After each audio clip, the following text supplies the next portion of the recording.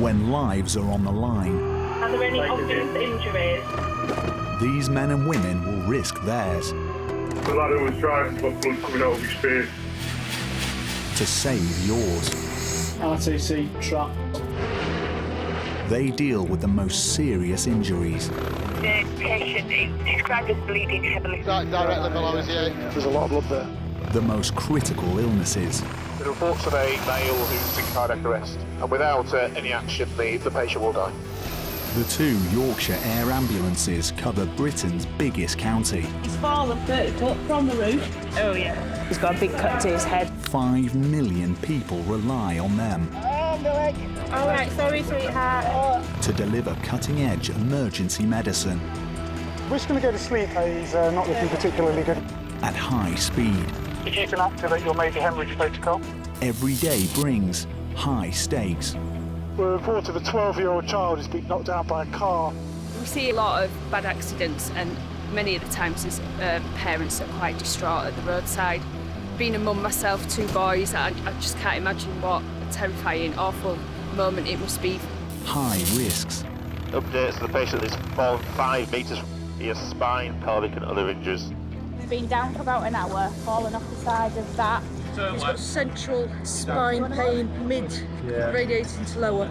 And high drama. How old is the patient? 8. So we need an ambulance now. Young lads come off a motorbike who believe in some fields. It's Isaac's birthday tomorrow and he just got a new motorbike. It's going to hurt, so we're going to give him some pain relief.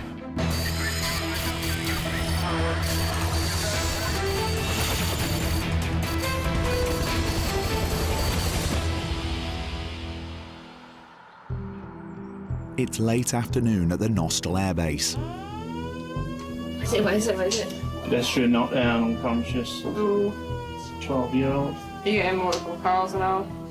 There's been a serious accident 20 miles from base. Got southwest of Barnsley. Right. Is that about right? Yeah, Oak Spring. I'll come across to the right there. It's a little bit windy, so we do a helipad from the spot. Good left. Pilot Colin will have medics Pete, Lisa and Neil there in 10 minutes. So it's a 12-year-old knocked down, unconscious. Oh. Are we Western Park or are we landing at Western Shire? Park. We are at Western Park. Yeah. Okay. All right, fine. Dr. Neil is already planning the patient's flight to Sheffield's Children's Hospital. We're reported a 12-year-old child has been knocked down by a car near Penistone, which is in the Sheffield direction. So we've just lifted with an ETA, an arrival time of about 5 minutes. They've been reported as unconscious, so there's a high likelihood that we're going to have to provide an anaesthetic, so I've just prepared the drugs for that. The boy's survival may depend on Colin getting his team down quickly. Well, the wind's in that direction there, so we'll find somewhere suitable to land into So we're wind. going to cross over at railway track and then there's a main road and then we're there. There should be at least an RV on scene. There being a child. Bit of stuff down there, yeah, down there actually. Visual, yeah, it's just in trees, isn't it? Yeah, it looks all sloping ground actually. The field over there next to that bungalow doesn't look too bad. There's wires this side. Got wires along the main road, got wires running up to that house. I'll bring it up to about, down to about 50 feet, check where those wires are going into the house on the right. You're good left. There's a guy coming out of his gate at 11 Okay, o'clock. slope on the right. Oh, over there. You can go through his house then, can't we? Yeah, someone's going to let you through the back garden, Kate. They're at 10 o'clock, 11 o'clock now. Right. Neil and the team are heading out to meet local paramedics who are attending to the boy. He's just 12. Okay. Hello, I'm Neil. How are we getting on? This is Bertie, being hit by a car. Sounds like he's flown through the air. It looks like Bertie walked into the road from behind the bus. His head hit the windscreen. Bertie, how are you doing? Open your eyes, Bertie. He's unconscious. It's feared he's fractured his skull. Have you found any other injuries at all? Do you just think his leg? No, we're moving them both about. Dr. Neil must think fast. Bertie's showing the symptoms of a brain hemorrhage. He's on the cusp of needing to go to sleep. He's sort of halfway between the two. We could start driving and reassess, or we could just put him to sleep now regardless, because he's going to need to go to sleep for a scan. Yeah. Any agitation, is he? He's quite manageable at the moment. We'll just get the ECG dots on and just let the sats settle and see what we've got. Anaesthetising Bertie will allow his brain to rest. It's the best initial treatment for head injuries. On the Glasgow Coma Scale, or GCS, he's very unwell. He's quite poorly. He's got a GCS of 9 at the moment. So the lowest score you can score is a 3, maximum's a 15. If anybody with a 9 or below were concerned. So I think we're just making the decision whether to put him to sleep now or whether to see how it pans out en route and do it en route to hospital. But he's going to go by road just because it's quicker and easier.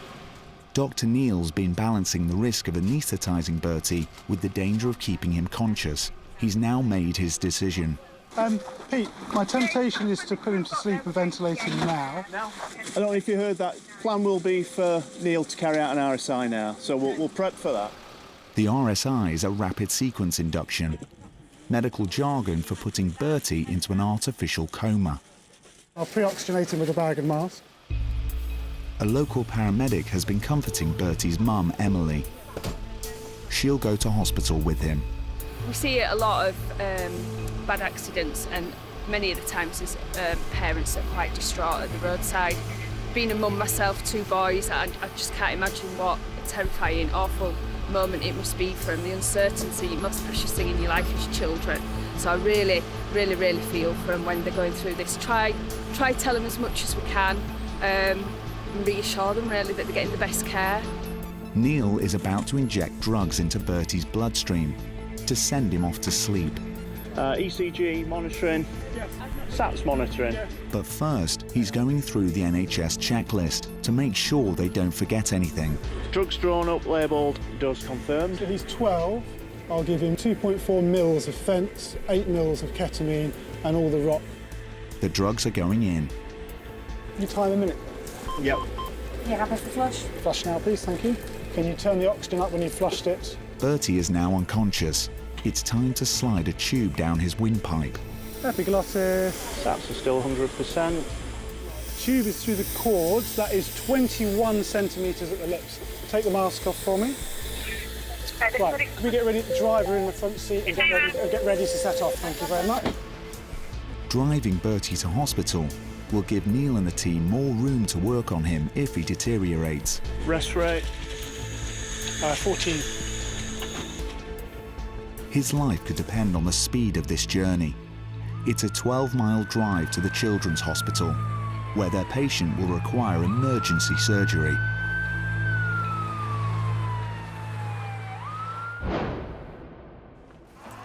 At the Nostell Air Base, Helimed 99 is preparing for takeoff on a mission to North Yorkshire. Air V21 departure out of here, left-hand turn, and we'll go towards Toppers. Pilot Lee is flying medics Gav, Lee and Becky 40 miles to a haulage depot near Thirsk. Is it Lee? Yeah, I might as well. Local paramedics treating a patient with a suspected spinal injury have called for help. Dr. Becky's skills could be needed. We're going to North Yorkshire to a crew request for a gentleman who's fallen off the back of a lorry. We don't really know very much detail at the moment. It's quite a long one for us, so we're hoping to get an update from the crew while we're en route. 30,000 workers are injured each year in the UK haulage industry, a third in falls.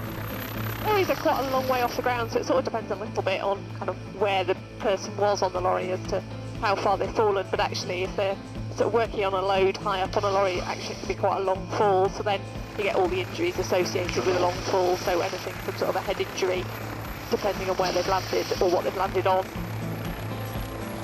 So MTC updates the patient, 39-year-old male, is fallen 5 metres from a lorry. He has spine, pelvic and other injuries. We're looking for an ambulance, yeah? Yeah, there's crew there. And the crew's with the casualty? Yeah. So the ambulance is going to be near the casualty, I assume. Okay, so we'll look for a landing site close to the ambulance as possible. So this guy's fell and apparently he's not being found for an hour. He needs urgent help, but this could be a difficult landing. Eyes out for vertical extent and wires, please, on the finals, please, guys. The yard's packed with vehicles. 2 o'clock lead on there's a police van, a fire engine. 3 o'clock now, where the smoke is now. Just to the right of the smoke, immediately to the right of the smoke there. Oh yeah, got it, yeah. Got it? Yeah. Okay, so any problems from here, we'll go committed. Okay. Any problems? There's a lot of dust. Yeah, understood. Yeah, especially him. Lee's landing in a blinding dust cloud. Alright, I'll let you shoot down, so I'm just getting out in this. Yeah, no worries. Their patient has been strapped to a spinal board. Hiya. Oh, yeah. We've got Adam, he's round the corner. They've managed to get him onto a spinal board now and on his bed. All right. He's been down for about an hour, fallen off the side of that while seeing if he could put a pallet on it. The fall was easily long enough to cause a life-changing injury. The factory has strict safety rules, and this is an unusual incident. He's gone to look to see if he could fit a pallet on the top of a trailer, and he's climbed on the side step of the trailer and lost his footing and fallen onto his back. Hello, sir. My name is Lee, with the ambulance service, okay? So this is Adam, he's 49. He's potentially hit his head on another trailer, fell onto his back, rolled onto his front.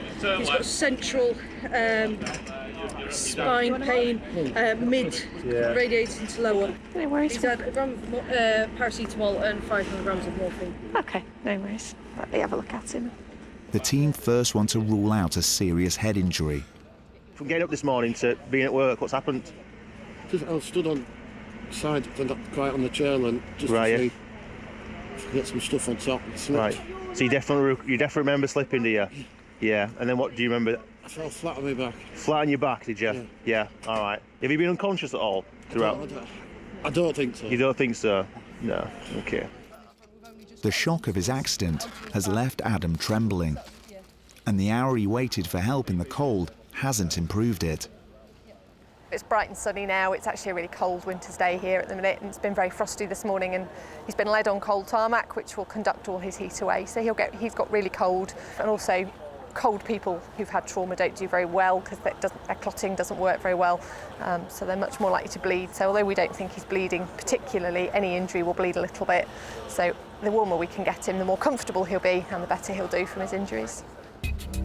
Now Adam's been warmed up with blankets, the numbness in his back is improving. Can you wiggle your feet? Do your legs feel normal? I don't know, because I'm cold from numb. Because you're cold. Okay. Can you feel me touching here? Yeah? Can you feel me touching here? She's got back pain but no neurology, so he won't trigger, will he? Dr. Becky's now satisfied her patient's had a lucky escape and that his spine isn't damaged. The best place for you to go probably is York, all right? They've got all the services that can look after you. Adam's off for treatment by road. For the team, it's time to return to base.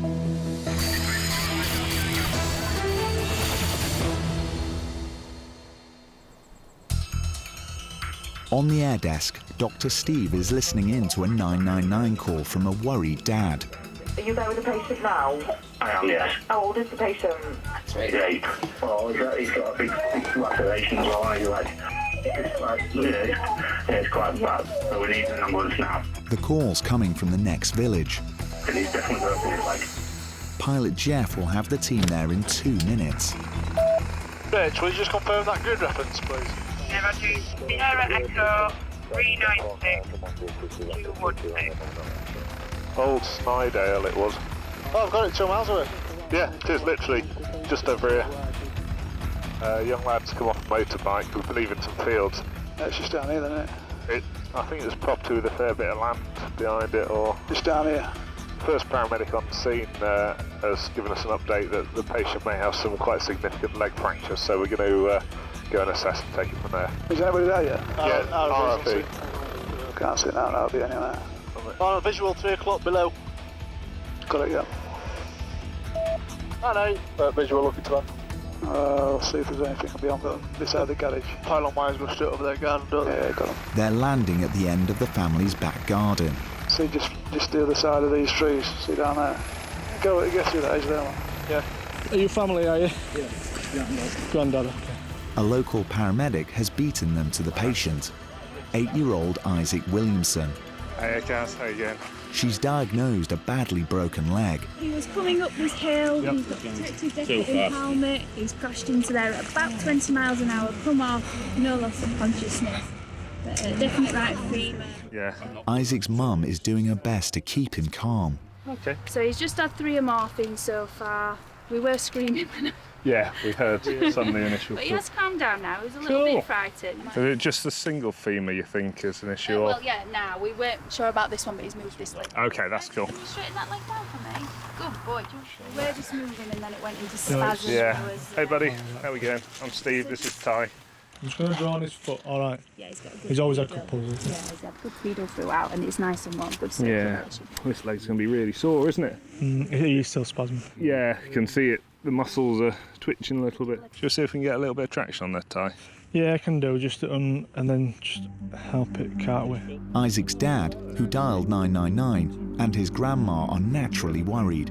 It couldn't have happened at a worse time. It's Isaac's birthday tomorrow and he just got a new motorbike and he was just practising in the garden. We're going to put his leg in a traction sprint, all right, and just pull it, and it stops our colleague sort of supporting it and giving it a bit of traction. It's going to hurt, so we're going to give him some pain relief, all right. Pain relief we're going to give him is probably just going to space him out a little bit, which is good, that he probably won't remember what's happening, all right. They're going to give Isaac ketamine, a powerful painkiller that also erases the memory of distressing treatment. Do you want me to pop some ket in? I'll size this up, and then, yeah. The strength of the dose depends on the patient. What size clothes does he wear? Age? 8 to 9. 8 to 9. Okay, fine.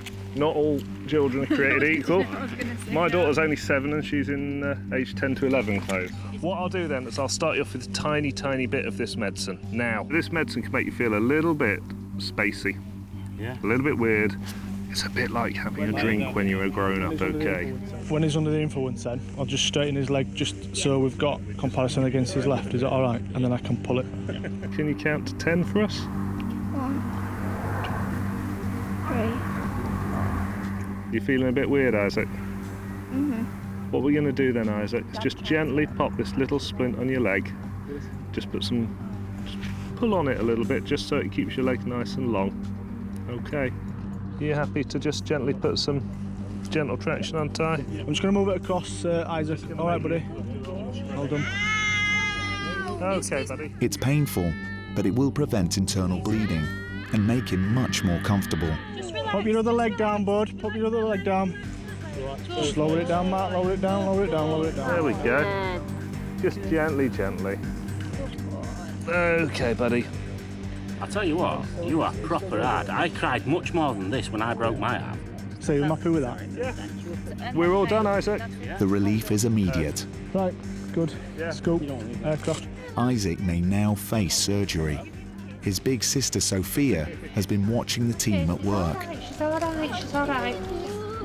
She's all right. He has been used to riding a motorbike, but this is just a different one. And we're out with his dad and he's just come up the hill, I think, just a bit too quick and hasn't been able to stop. Your count, mate. Yeah. Isaac, we're going to lift you up onto the stretcher, okay? We're going to be really gentle. Ready, steady, lift. He's just hit the curb, I think, and come off and broken his right leg and injured his left. Hello, LGI. It's Steve, Doctor on HeliMed 98 with a paediatric trauma pre-alert for you. Paramedic Ty's worked out how the accident happened. He's been riding his motorbike in his back garden, come up a bit of a hill and he's gone into this path just before the house. He has definitely got a fracture to his right femur, which we apply traction, giving him some pain relief just to help relax him down a bit as we apply some traction. So the plan now is we're going to get him onto the aircraft and we're going to fly him across to Leeds, and they've happily accepted due to his injury. Okay. Yeah, I've got 2 little boys, one's 4 and one went 2 days ago, and seeing children like this in pain absolutely breaks my heart. And when you've heard Isaac saying, "Oh, love you mummy," he's absolutely fine. It's just a natural response that I think children get worried when they see a lot of medical staff around, and right so for the parents. But to reassure him, we're going to fly Dad with us as well, just to give him a lot of support on the flight, and hopefully they'll enjoy it as much as we do. They're going to get you to hospital, they're going to sort your leg out, you might have a bit of time off school, yeah, but it won't matter. And if we have to sell motorbike, we sell motorbike if you don't like it anymore. Yeah. Yeah, we'll get you a better motorbike and get rid of motorbike, yeah? Just my leg that hurts. We'll fix that. Paediatricians in Leeds are on standby for Isaac's arrival, but Dad's doing his best to turn this into a joyride. Maybe ask pilots how fast this flies, because you like how fast things go, don't you? Okay. How fast does it go? 150 mile an hour. 150, but they don't have to stop for anything. There's no red lights in this. And because we've got you on board, people have to move out of our way. Yeah. Are we going? Yeah, we're going. Just about now, Isaac. Right, we're off. We're getting off floor. Now, can you feel it? Ow. Yeah. NS98, we've lifted to sea and routing LJ. Wow, we were really impressed with Isaac. Isaac, despite having a really nasty break to his leg, has been super brave. He's let us put all the splints on that we need to, all the treatment, including needles in the arms, to give him some pain relief. And now he's getting his helicopter ride to hospital. You're proper brave, mate. Aren't you? Yeah. You are. We go out to lots and lots of people that have come off their motorcycles. And there's some big, strong lads who are much older than Isaac that aren't quite as brave as him, perhaps. So he's doing a great job at the moment. And he's his 9th birthday tomorrow, so perhaps not what he had planned for his birthday, but gets a free helicopter ride. How jealous are your friends going to be, Isaac? Jealous. Very jealous. Yeah. Think we should do something to raise some money for him after we've got you sorted out? Yeah. Yeah? Don't do a motorbike race. Yeah. No, a motorbike race. We might have to do something a bit slower. Yeah. Yeah. I think we're landing now. Yeah, just a little bit bumpy as we come into land. We're right over the landing pad now. So there's some people waiting for us already. They're very organised, aren't they? That's what you get for being a VIP, you see. Hey, VIP. Just parking it up now. We're nearly on floor. There we go. You feel that? We're amazing, wasn't it? Yeah. I know, landed. So we're waiting for the helicopter to turn off, and then we'll open the back doors again, and we'll put you on a little stretcher with wheels. We'll go down some ramps to the lift, and then down to the accident and emergency department. There'll be loads of people waiting for you down there. This is Isaac Williamson.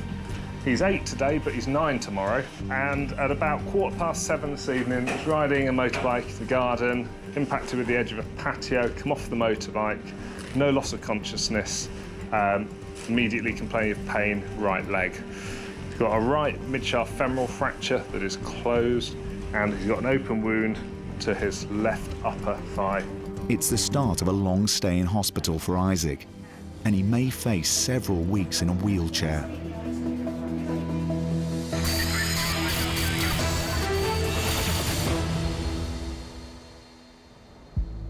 At the North Yorkshire Air Base, the scramble phone is ringing. Okay. 16-year-old multiple speech. She's on her second dose of EpiPen at school. Cool. Cheers, mate. Bye. Paramedics Sam and Lisa are being called in to back up a ground ambulance crew. Are you all right, lock your door? Of course I am. Good. See you later. They've been called to a market town 15 miles away. Brief a bit of standard class 2 departure to the north. Any questions, guys? Pilot Mark is homing in on the grid reference dispatch has given him. 4 minutes to go. It's Bedale by the looks of it. Is it Bedale? Aye. Yeah, just to the kind of southwest. Sam will be caring for the patient. So basically it sounds like there's an epileptic patient at the school. She's had a seizure last about 14 minutes up to this point. And she's had 2 doses of her own medication to try and stop it, which haven't worked. The main danger with seizures is that you can cause kind of hypoxia, so a low level of oxygen in the blood, because it impairs your breathing. Epileptic seizures lasting this long are rare and dangerous. There's somebody in a Dayglow vest ready to receive. Yeah, I can see the RRV. Roger. So that's the right one. Okay, I'll come round to the left. A teacher is guiding them into the sports field. Good left. Roger. You clear it to the rear. And then once we're down, Sam, you will be cleared out immediately, mate. Cheers, mate. I'll just take the primary bag for now. Roger. Slope's good. And we're down. Their patient is 15-year-old Katie. Hello, mate. You all right? It's Katie, known epileptic. She's had 2 doses of 10 milligrams of midazolam. Katie suffers from a rare genetic disorder that makes her prone to fits.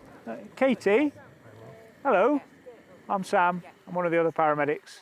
How are you feeling? School staff are used to caring for her and calling for medical help. Oh, sorry, there's just a sharp scratch on your fingers, just so we can make sure everything's all right. Ground paramedics have used drugs designed to end fits, but to little effect. Katie, can you open your eyes for us? Katie? She's collapsed without warning in the playground. So when Katie has fit, does she normally just have one or two in a row, or can she have... She can have lots. Can have lots. Sam's reading her medical notes. This is turning into a tricky case. Just says, give buccal-midazolam every 5 minutes, those two. What's the drive time on Blues to Darlington? It's decided she goes by road to the specialists who are familiar with her case. I think Sam just wants to have a word with MIC and just see. I'm assuming he's thinking about giving some drugs there. Need permission to be given first. I'm up at Bedale with a 16-year-old female. She's got a history of epilepsy and some genetic disorder, X. She's known to Darlington Hospital, so we're not going to be able to fly her. So she's going to go by land there. It seems more. We can only fly to James Cook. They don't know her, all that stuff. So my question is, if she fits en route, can the crew give her any further PR or IV diazepam? But it's clear the drugs that usually bring her round are not working. He said no, because if she fits again, she's going to need phenytoin. Right. You'll just get if she has any more benzos, then you're just going to get the side effects of the benzo, not the anticonvulsive effects. Katie's on her way north. It's been a difficult case, and all the team can do is head back to base, hoping specialists can bring their teenage patient around. 70 miles away in Barnsley, another of the team's patients is making a miraculous recovery. It's 5 months since 12-year-old Bertie was hit by a car near his home. He was lucky to survive. We could start driving and reassess, or we could just put him to sleep now regardless, because he's going to need to go to sleep for a scan. Yeah. His mum will never forget the day her son almost died. I got a call from my neighbour Marvin to say Bertie's been hit by a car, and I ran out. Today, Bertie's back home, but still suffering the effects of his fractured skull. I was with Bertie for about, it must have been 5 minutes, and then the helicopter arrived. Just before we left, they took the decision to put him into an induced coma. Surgeons had to operate on his skull. For 2 weeks, he couldn't speak. Worst case scenario, it was looking pretty grim, although once he was woken up from the induced coma, he was obviously very groggy, but he was very determined. He was moving. That first word was incredible. Can't express what it was. What was the first word? Like to have that word. Was it no or now? I think it was no, directed at the nurses who were trying to put a nose feed in you. And then it was mummy. Doctors say they won't know the full effects of the injury until Bertie is an adult. It's been a difficult time for his mum. He is a miracle. It's a very cliched word. But seeing him on the road, and it's not a vision that will ever leave me, to him being hooked up to a ventilator and being told some fairly horrible truths, to now where he's being funny and sarcastic. He's always had an incredible sense of humour, quite witty and sarcastic, so yes, it's definitely still there. Pretty much an icon at the school now.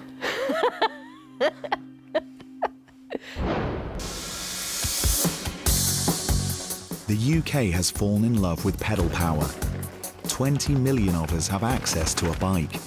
But as the number of riders rises, so does the accident toll, especially at the extreme end of cycling. And now one of them needs Helimed 98.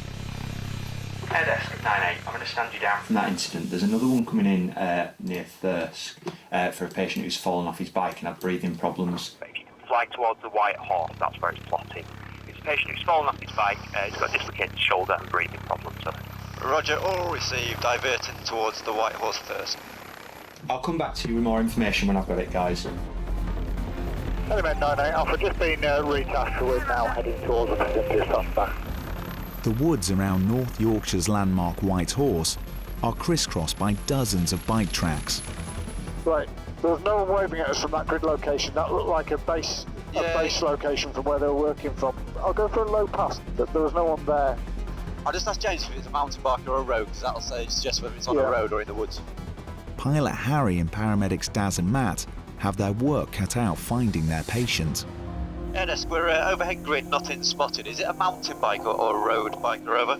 He says it's on a cycling track, so I think it's push biker then. Mountain biking track at the top there, coming down through the woods. Like we're flying the ridge there.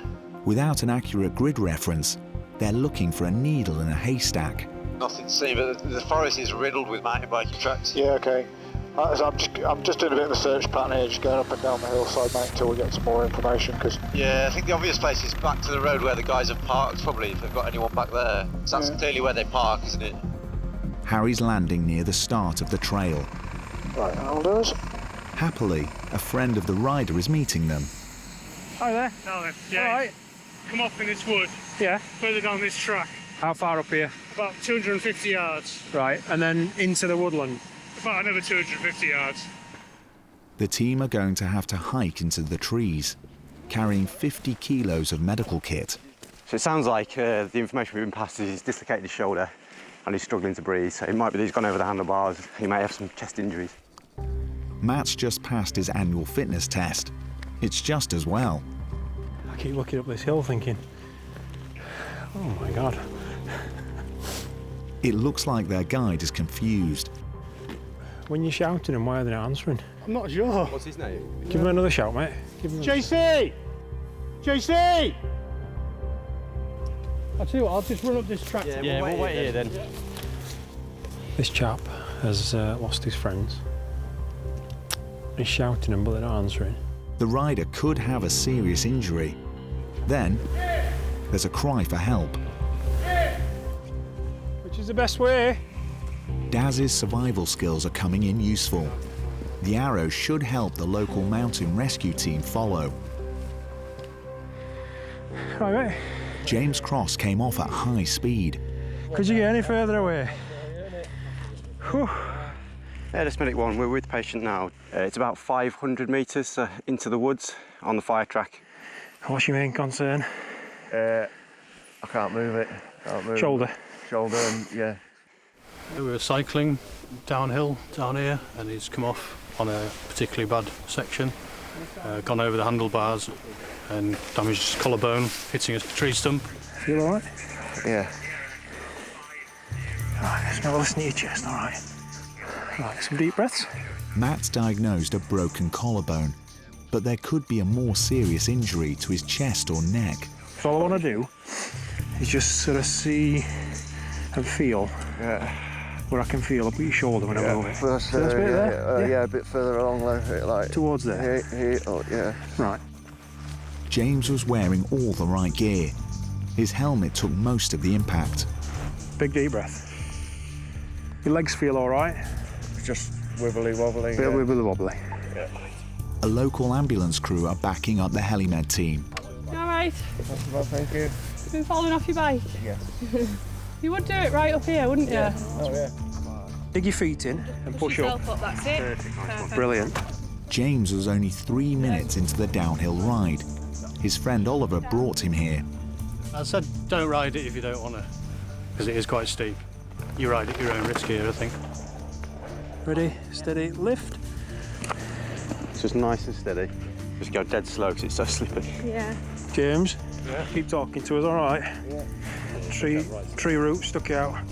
Mountain Rescue have arrived to help out. But Daz's arrow didn't help.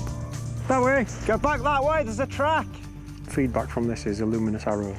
Yeah, luminous arrows. You see, I'm sure it's still there. I saw it from the top. Mountain Rescue will assist their patient's journey to hospital. His injuries are not serious enough to justify the risk of a flight. We think he's broke his collarbone. He's got a little bit of sort of C-spine tenderness as well. Just as a precaution, we've immobilised him at the minute. We'll reassess that again once we're on the ambulance, but the likelihood is he'll probably stay immobilised till we get to hospital. So our plan is now is to load him onto the back of the ambulance, because Mountain Rescue have got access to the gate at the front of the park. Once he's on there, hopefully he'll be off to either Northallerton or James Cook, depending on what we find on the back of the ambulance. For Daz and Matt and HeliMed 98, it's back to base.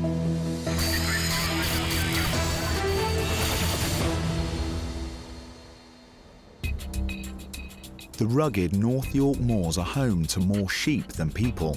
Flocks are free to roam all summer over 500 square miles of moorland. But today, one animal has caused an accident. iPad. That could be stowed for takeoff. Paramedics Sammy and Kit are on the case. The story is, a male has fallen off his bike, back injury and not making sense. His eyes are open, he is talking slightly incoherently, but movement sensation all 4 limbs. Sounds like it is a push bike collided with a sheep. The accident has happened near the Lion Inn on Blakey Ridge, one of Yorkshire's most isolated pubs, 1,000 feet up on the moors. Is it up near that pub? Yeah, it's a mile from the pub. On the road? On the road, yeah. Okay.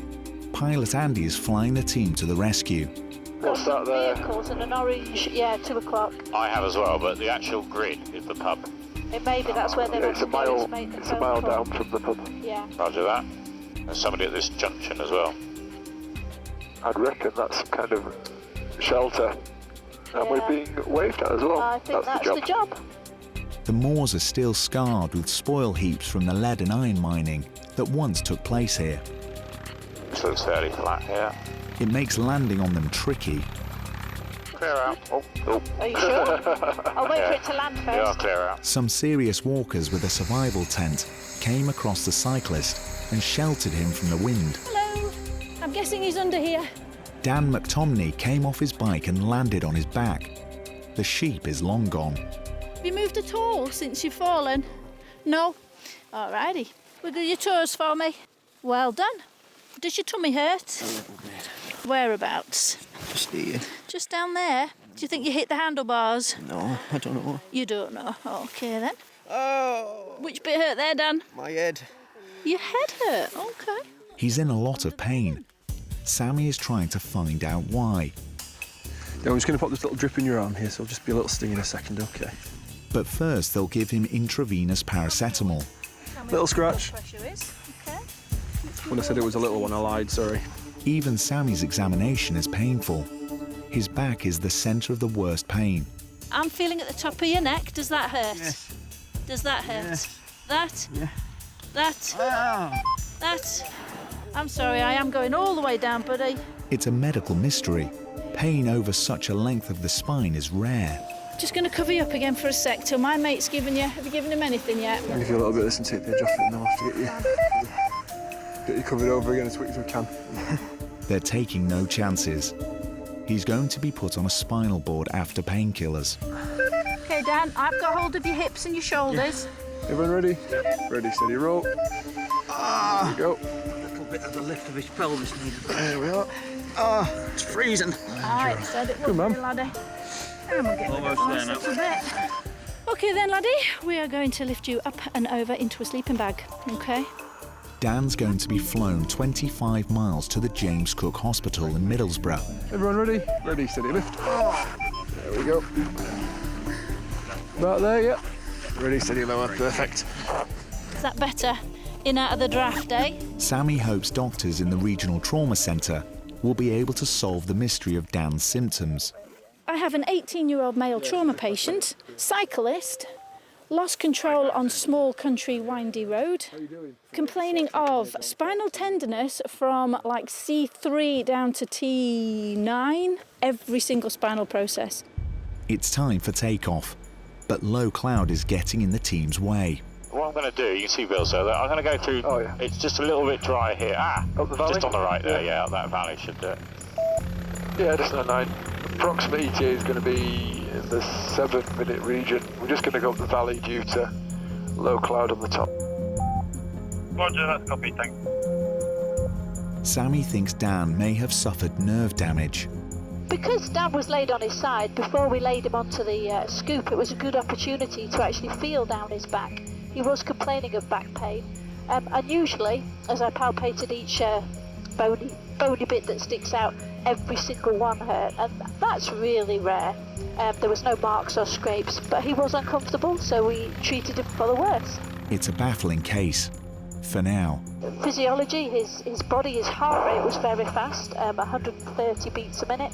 So that was a red flag. I was trying to figure out what was going on there. The trauma team in Middlesbrough will take over Dan's case. 99 is on final approach to James Cook Hospital. He's heading for resus. Beautiful, thank you. Then x-rays. Thank you. The team will have to wait for news from the James Cook medical team. Doctors discovered an unusual cause lay behind their patient's pain. He damaged a nerve in his back with agonizing results. But the accident also had a painful postscript. A few months later, Dan was back in James Cook, this time with 2 fractured vertebrae in his spine after another cycling accident. This leg's going to be really sore, isn't it? Isaac, the young biker who suffered a badly broken leg the day before his birthday, underwent surgery and had to spend 6 weeks in a wheelchair. But he's now back on his bike. It was quite scary because I knew that I was going to hit and I just didn't know what to do. You thought I was being brave, but I don't think I was. I think you were really brave because it were obviously quite a bad accident because the foot peg had hit his other leg as well. It were more the actual puncture wound that were causing me more concern. So slide you in and your dad's at the other end, okay? Isaac's dad was extremely impressed with the team's response. Definitely, as much as I appreciate the air ambulance, I definitely don't want to be a frequent flyer. With his birthday being on the same day, hopefully the next few birthdays will not be as eventful as that one was. You definitely remember slipping, do you? Doctors at York Hospital ruled out a spinal injury in the case of Adam, who fell from the back of a truck. He's now back at work and under orders to follow company safety guidelines to the letter. Katie, can you open your eyes for us? Katie, the girl who collapsed in the school playground, quickly recovered in hospital and returned to school. Her mum has learned to live with her condition. Katie has epilepsy in her whole brain, so she has all the different range of seizures, whereas some people only have it in a certain part of the brain and would have specific ones. Katie's can be different every seizure. It was the 6th time she'd needed an ambulance in a year. It's like there's a door in front of you, it won't open. That's how you feel trapped. But Katie is determined to lead a normal life. I don't let it stop me at all. I just carry on and make friends wherever I go. Now listen to your chest, all right? And mountain biker James, who came off in woods near the White Horse, broke his collarbone. I've basically been bucked off the bike. My front wheel's gone into the ditch and I've hit a tree stump. Thankfully, his injuries weren't as serious as the team feared, and it hasn't put him off riding. And he's staying away from steep descents. Everyone says, oh, is that enough for biking now? But no, you're itching to get back on your bike.